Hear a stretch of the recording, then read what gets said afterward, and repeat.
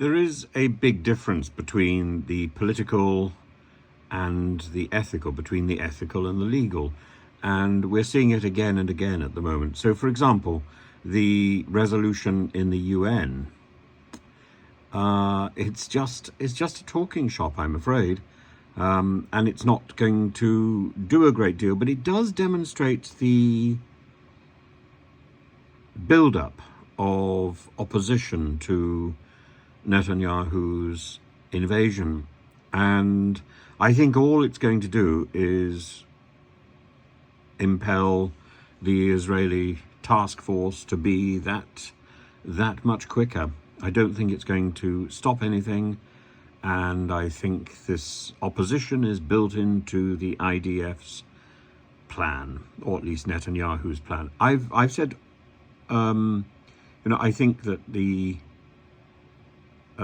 ground invasion was mistaken from the beginning, that Netanyahu managed to alienate all the goodwill that was lying there waiting to be picked up.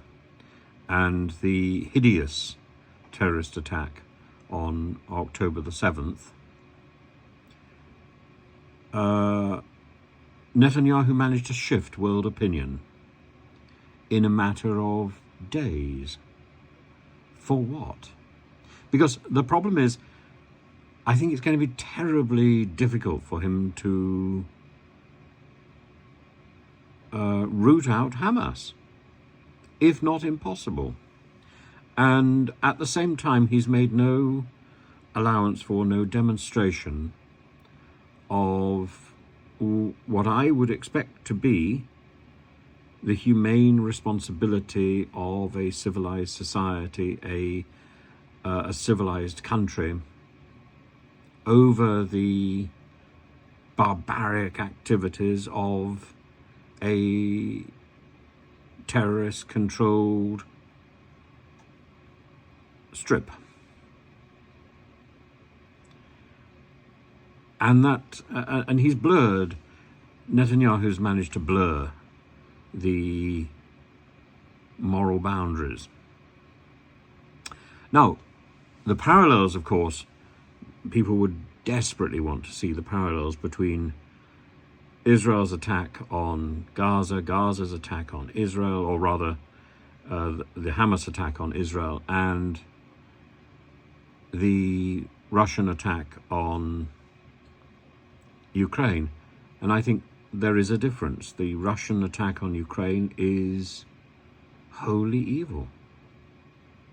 Putin's attack was miscalculated and evil. Netanyahu's attack was miscalculated. And I think probably I would say the same thing, evil. But the resolution of the two is difficult. There's a lot more leverage that the United Nations has over Israel than it has over Russia. I imagine the Israeli war will be over within the next 2 weeks. I don't imagine the war in Ukraine will be over for the next year, maybe longer. And it is so important that we support Zelensky.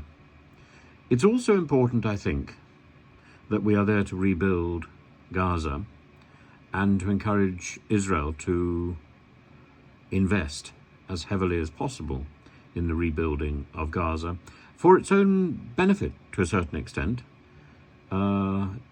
Rebuilding Gaza will be an opportunity for Israel to root out the last tunnels and to ensure that the labyrinth is no more. But at the same time, I can't imagine that it's built up a platform in Gaza on which it can build.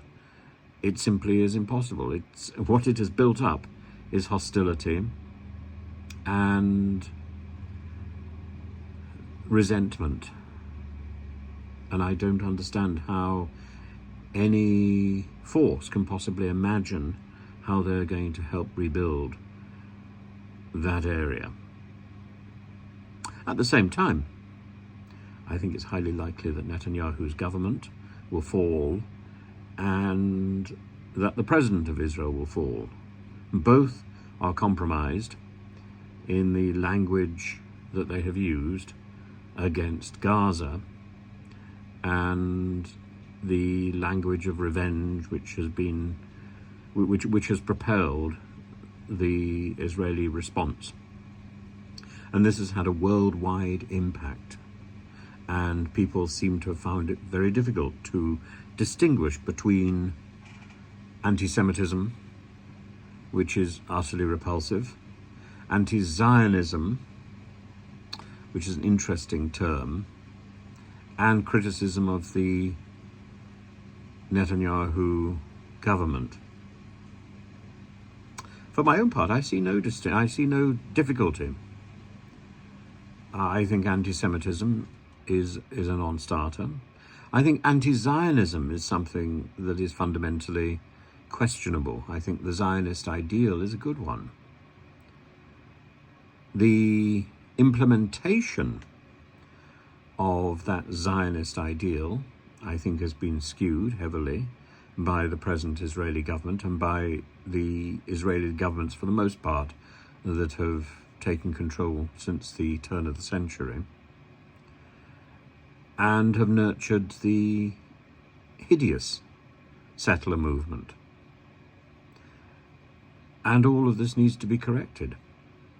I don't think it's a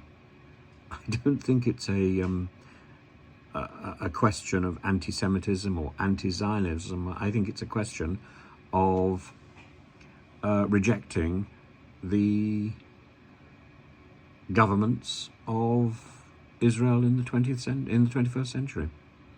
As simple as that. It's a political issue, and that political issue is drenched in blood and responsibility, and I don't see that it can continue.